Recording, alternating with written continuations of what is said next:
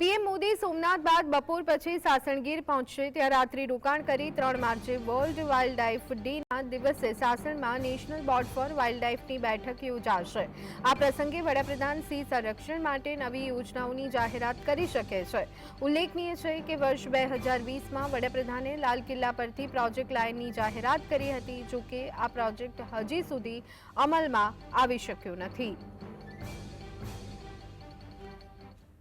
जो प्रवासी लोग हैं वो भी काफी बढ़ रहे हैं और टूरिस्ट भी काफी बढ़ रहे हैं। 10 सालों से मैं यहाँ पे 10 साल से काम कर रहा हूँ गिर जंगल लॉज में और फ्रंट ऑफिस में। तो मोदी सरकार का काफी योगदान रहा है यहाँ पे और केंद्र सरकार और राज्य सरकार दोनों ने काफी अच्छा प्रोसेस किया है।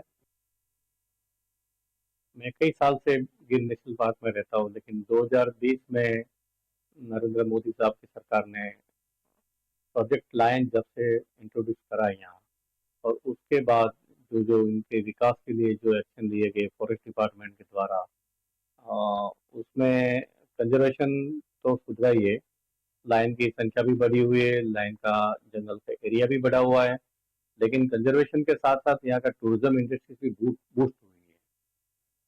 सरकार के अच्छे कोशिश के कारण, अच्छे एक्शन के कारण यहाँ टूरिज्म और कंजर्वेशन दोनों में डेवलपमेंट हुआ है। तो આવતીકાલે વર્લ્ડ લાઇફ ડેના દિવસે સાસણમાં નેશનલ બોર્ડ ફોર વાઇલ્ડ લાઇફની બેઠક યોજાવાની છે, ત્યારે વડાપ્રધાન મહત્વની જાહેરાત કરી શકે છે। આ અંગે વધુ વિગત મેળવી લઈએ। સંવાદદાતા હિરેન અમારી સાથે જોડાઈ ગયા છે। હિરેન, સિંહ સંરક્ષણ માટેની નવી યોજનાઓની જાહેરાત થઈ શકે છે, શું છે વિગતો? જી ચોક્કસ જણાવી દઉં કે વડાપ્રધાન સાસણગીરની મુલાકાતે આવી રહ્યા છે।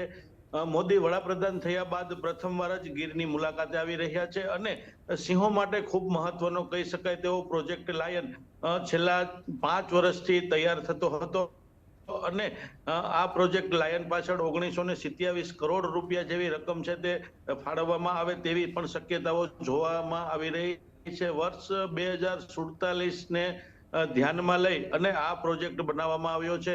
2927 કરોડ છે તે કટકે ગ્રાન્ટ મળવાની છે અને 22 વર્ષ સુધીનો આ પ્રોજેક્ટ છે અને વડાપ્રધાન દ્વારા આવતીકાલે જે વર્લ્ડ વાઇલ્ડ લાઇફ ડે દિવસ નિમિત્તે જે નેશનલ બોર્ડ ફોર વાઇલ્ડ લાઇફની જે બેઠક યોજાવાની છે તેની અંદર આ જે પ્રોજેક્ટ લાયન છે તેને સત્તાવાર મંજૂરી આપવામાં આવશે તેવી પણ એક શક્યતાઓ જોવામાં આવી રહી છે અને આ પ્રોજેક્ટથી સિંહો માટે ખૂબ મોટી ફાયદાકારક યોજનાઓ આવવાની છે તેવું પણ વન વિભાગના સૂત્રો તરફથી જાણવા મળી રહ્યું છે।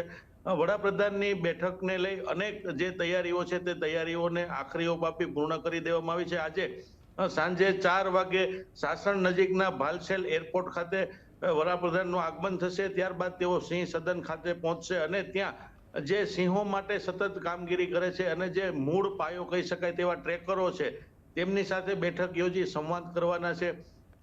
ત્યારબાદ સોમનાથ ટ્રસ્ટની જે બેઠક છે તે પણ સાસણના ઓડિટોરિયમ ખાતે મળવાની છે।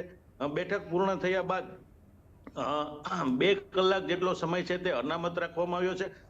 વહેલી સવારે એટલે કે 3 તારીખના વહેલી સવારે 7 વાગ્યા આસપાસ વડાપ્રધાન છે તે સાસણની જંગલ સફારી માટે જવાના છે અને ત્યાં સિંહ દર્શન કરવાના છે। સિંહ દર્શન કર્યા બાદ પરત સિંહ સદન ખાતે આવશે અને ત્યાં ઓડિટોરિયમ ખાતે જે નેશનલ બોર્ડ ફોર વાઇલ્ડ લાઇફની બેઠક છે 7મી બેઠક યોજાવાની છે।